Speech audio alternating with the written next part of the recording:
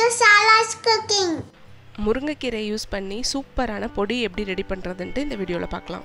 முருங்கை இலையை க்ளீன் பண்ணிவிட்டு 2-3 தடவை தண்ணியில் அலசிட்டு நிழலில் கொஞ்ச நேரம் உணர்த்திட்டீங்க அப்படின்னா ஈரப்பதம் எதுவும் இல்லாத மாதிரி ஆகிடும். அதுலேருந்து 1 கப்பு நல்லா டைட்டாக பேக் பண்ணி எடுத்துக்கோங்க.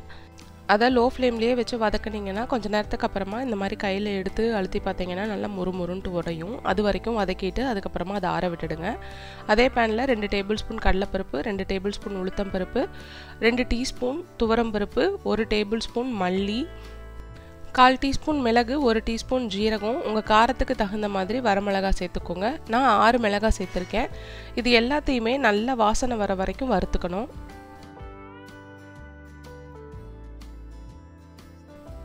கொஞ்ச நேரம் வதக்கிட்டே இருந்தீங்கன்னா கலர் சேஞ்ச் ஆகி நல்லா வாசனை வரும். அதுக்கப்புறமா அடுப்பை ஆஃப் பண்ணிவிட்டு இதை ஆற விட்டுடுங்க. அதே பேனில் 1 டீஸ்பூன் எண்ணெய், 4 பல் பூண்டு, கொஞ்சமாக புளி சேர்த்துட்டு நல்லா வதக்கி விடுங்க. பூண்டு ஆப்ஷனல் தான், பூண்டு பிடிக்காதவங்க புளி மட்டும் சேர்த்துட்டு வதக்கிக்கோங்க.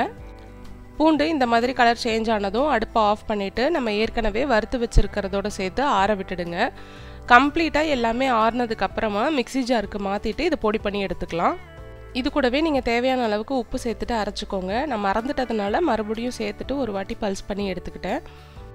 அவ்வளோதான், முருங்கைக்கீரை பொடி ரெடி. இதை சுத்தமான கண்டெய்னரில் போட்டு ஸ்டோர் பண்ணி வச்சுக்கலாம். ஃப்ரிட்ஜிலலாம் வைக்கணுன்ட்டு அவசியம் இல்லை. ரொம்ப நாளைக்கு இது கெட்டு போகாமல் சூப்பராக இருக்கும். தினமுமே இதை உங்கள் சாப்பாட்டில் சேர்த்துக்கிட்டிங்கன்னா ரொம்ப நல்லது. கொஞ்சமாக நெய் விட்டு சாதத்தில் பொடி சேர்த்து சாப்பிட்லாம், சூப்பராக இருக்கும். அது இல்லாமல் இதை இன்னும் வேறு சில ரெசிபீஸ்க்கும் யூஸ் பண்ணலாம். அந்த ரெசிபீஸ்லாம் நான் கூடிய சீக்கிரமே அப்லோட் பண்ணுறேன். இந்த ரெசிபி உங்களுக்கு பிடிச்சிருந்துச்சுன்னா மறக்காமல் சராஸ் குக்கிங் சேனலை சப்ஸ்கிரைப் பண்ணிக்கோங்க. உங்களோட ஃப்ரெண்ட்ஸ் அண்ட் ஃபேமிலிக்கும் கண்டிப்பாக ஷேர் பண்ணுங்கள்.